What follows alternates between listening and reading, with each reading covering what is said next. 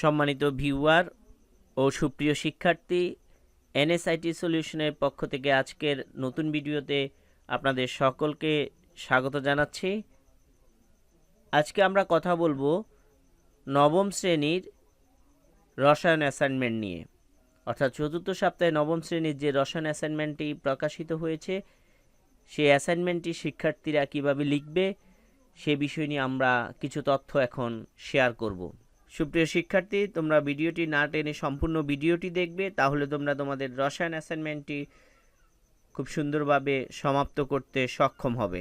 তোমরা যারা আমার এই চ্যানেলে নতুন, আমার এই চ্যানেলটি সাবস্ক্রাইব করবে এবং পাশে থাকা নোটিফিকেশন বেলটি অন করে দিয়ে আমার চ্যানেলে আপলোড করা ভিডিওগুলো সবার আগে পেতে আমাদের সাথে থাকবে।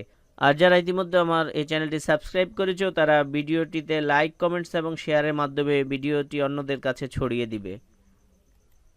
আমরা এখানে দেখতে পাচ্ছি যে নবম শ্রেণীর রসায়ন অ্যাসাইনমেন্ট, আর এই অ্যাসাইনমেন্টের অধ্যায় বিষয়বস্তুর শিরোনাম হচ্ছে সপ্তম অধ্যায় রাসায়নিক বিক্রিয়া।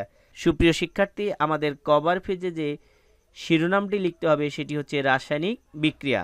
এখানে আমাদের জন্য অ্যাসাইনমেন্ট বা নির্ধারিত যে কাজটি দেওয়া হয়েছে সেটি হচ্ছে কাপড় কাচার সোডার জলীয় দ্রবণ প্লাস লেবুর রস ইকুয়াল টু কী হবে?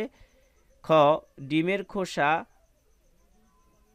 প্লাস লেবুর রস ইকুয়াল টু কী হবে সেটা আমাদেরকে লিখতে হবে। আমাদের এখানে বলা আছে যে উপরের দুটি বিক্রিয়া হাতে কলমে সম্পূর্ণ করো এবং নিচের প্রশ্নগুলোর উত্তর দাও। ক নম্বর, রাসায়নিক সমীকরণের সাহায্যে বিক্রিয়া দুটি সম্পূর্ণ করো। 2, বিক্রিয়া দুটির ধরন ব্যাখ্যা করো। তাহলে আমাদেরকে এই উপরোক্ত দুটি বিক্রিয়া আমরা হাতে কলমে সম্পূর্ণ করার পরে আমাদেরকে কিছু রাসায়নিক বিক্রিয়া লিখতে হবে এবং বিক্রিয়ার ধরনটি একটু ব্যাখ্যা করতে হবে। তো আমরা বিক্রিয়াটি কিভাবে সঠিকভাবে লিখব আমরা সেই বিষয়টা এখন একটু দেখব। কাপড় কাচার সোডার জলীয় দ্রবণ এবং সাইট্রিক অ্যাসিড বিক্রিয়া করে কি উৎপন্ন করে? আমরা মূলত জানি যে কাপড় কাচার সোডা সেটা হচ্ছে সোডিয়াম কার্বনেট, আর লেবুর রস যেটা সাইট্রিক অ্যাসিড বিক্রিয়া করে sodium citrate plus carbon dioxide plus পানি উৎপন্ন করে। সমীকরণের মাধ্যমে লিখলে এই বিষয়টি এই সমীকরণটি এভাবে দাঁড়াবে: সোডিয়াম কার্বনেটের জলীয় দ্রবণ যেটা আমরা দেখছি সেখানে 10 অণু পানি রয়েছে সাথে, এবং সাইট্রিক অ্যাসিড বিক্রিয়া করে সোডিয়াম সাইট্রেট পানি এবং কার্বন ডাইঅক্সাইড উৎপন্ন করে। সমতাকরণ সহ সমীকরণটি লিখলে এই বিক্রিয়াটি হবে এরকম। আমরা এখন দেখব যে 1 নং সমীকরণের খ নম্বর বিক্রিয়াটি, যেটি ডিমের খোসার সাথে লেবুর রস যুক্ত করলে কি হবে। অর্থাৎ ডিমের খোসা মূলত হচ্ছে ক্যালসিয়াম কার্বনেট আর লেবুর রস হচ্ছে সাইট্রিক অ্যাসিড। তাহলে ক্যালসিয়াম কার্বনেটের সাথে যদি সাইট্রিক অ্যাসিড যুক্ত করা হয় তাহলে calcium citrate plus carbon dioxide plus পানি উৎপন্ন করবে। সমীকরণের মাধ্যমে লিখলে এটি দাঁড়াবে এমন যে calcium carbonate, citric acid, calcium citrate plus carbon dioxide plus পানি।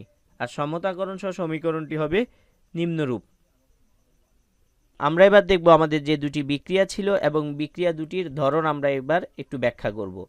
1 নং বিক্রিয়ার ক্ষেত্রে কাপড় কাচার সোডা একটি অজৈব রাসায়নিক যৌগ। এটি সোডিয়াম কার্বনেট নামে পরিচিত, যার আণবিক সংকেত Na2CO3 অর্থাৎ সোডিয়াম কার্বনেট। কাপড় কাচার সোডার জলীয় দ্রবণ হলো ক্ষার জাতীয় পদার্থ। অন্যদিকে লেবুর রসে থাকে সাইট্রিক অ্যাসিড অর্থাৎ যেটা হচ্ছে C6H8O7। অ্যাসিড ও ক্ষার জাতীয় পদার্থ বিক্রিয়া করে লবণ ও পানি উৎপন্ন করে। এটি একটি প্রশমন বিক্রিয়া। উক্ত বিক্রিয়ায় sodium citrate carbon dioxide gas ও পানি তৈরি করে। বিক্রিয়া শুরু হওয়ার পর আমরা যে বুদবুদ দেখি তা কার্বন ডাইঅক্সাইড ছাড়া আর কিছুই নয়।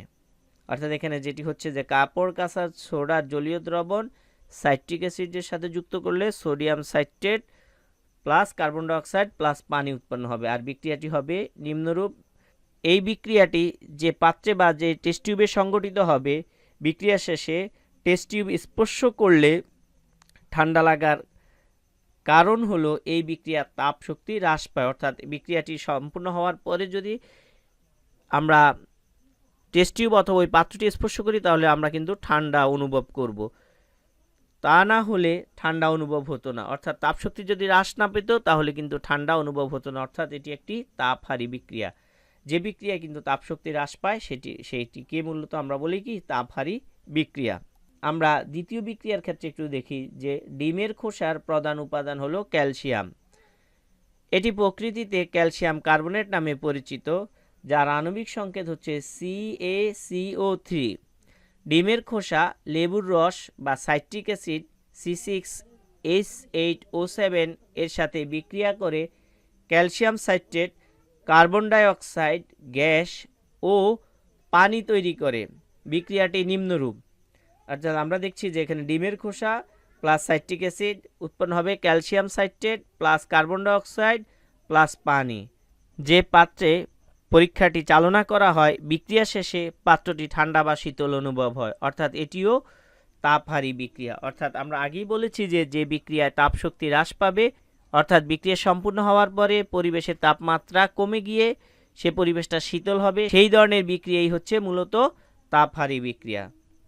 প্রিয় শিক্ষার্থীরা, আশা করি আজকের এই ভিডিও দেখার পরে তোমরা তোমাদের রসায়ন অ্যাসাইনমেন্টটি খুব সুন্দরভাবে সম্পূর্ণ করতে পারবে।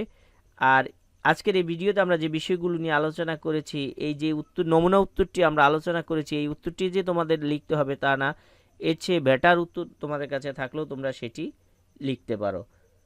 তোমরা যারা এখনও আমাদের এই চ্যানেলটি সাবস্ক্রাইব করো নাই, আমাদের এই চ্যানেলটি সাবস্ক্রাইব করে পাশে থাকা নোটিফিকেশন বেলটি অন করে দিয়ে আমাদের চ্যানেল আপলোড করা ভিডিও সবার আগে পেতে আমাদের সাথে থাকো।